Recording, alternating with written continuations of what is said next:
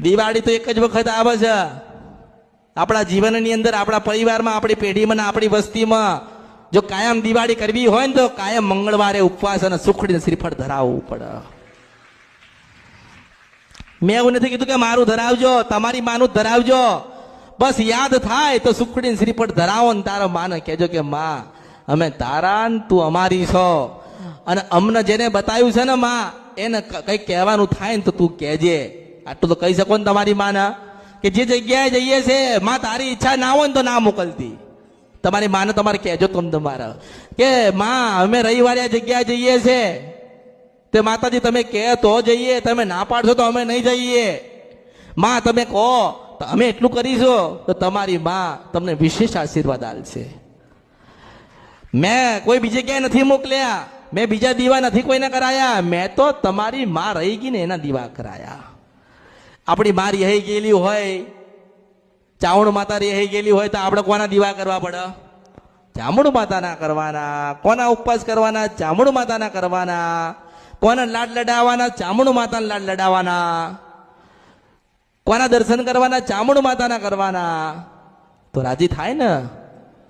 જો ભગવાને જે લેખ લખ્યા હોય તમારે બદલવા હોય ને, જો ભગવાન નહીં કહેતા કે ભગવાને વિધાતાને બનાવીને વિધાતા બધા લેખ લખી ગયા છે અને વિધાતાના લેખમાં કોઈ મેખ મારે નહીં. હું એવું કહું છું કે મંગળવારના ઉપવાસ કરો ને સુખડીને શ્રીફળ ધરાવો ને માનો વારંવાર કહો કે માતું રાજી રહેજે. જો ભગવાન શંકરે ગમે તેવા લેખ લખ્યા હોય ને એ તમારા બધા લેખ બદલી નાખશે. હું મેળવીશું.